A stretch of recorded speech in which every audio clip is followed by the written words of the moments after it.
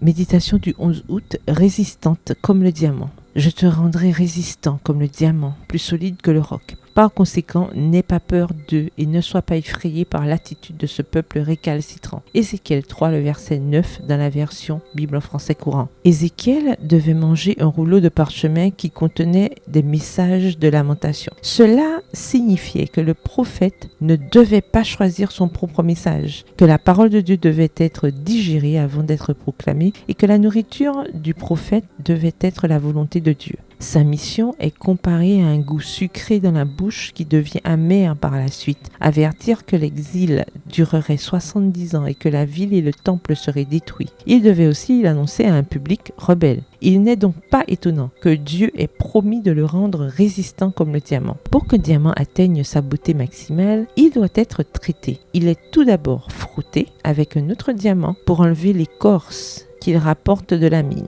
Il est ensuite pressé entre de lourdes pinces en acier qui serrent et taillent le diamant contre une plateforme en rotation rapide. On procède ensuite au polissage en utilisant un mélange de poudre fine provenant du frottement initial et l'huile d'olive. Lorsque le diamant est poli, il prend une brillance spéciale qui produit des effets de lumière et de couleur. Enfin, le tailleur de diamants, orfèvre, lui donne la forme souhaitée. Les diamants qui sont impossibles à tailler sont laissés pour découper du verre, des cristaux ou d'autres diamants. Nous sommes des diamants en devenir. Peut-être venez-vous de sortir de la mine, le baptême, et êtes-vous frotté à un autre diamant, des problèmes interpersonnels. Cette friction peut être douloureuse. Peut-être vous trouvez-vous entre les branches de lourdes pinces d'acier, les circonstances difficiles qui vous font vous sentir écrasé, humilié. Il est possible que vous soyez en train de vous faire polir par les mains de l'orfèvre divin, les épreuves et les tribulations.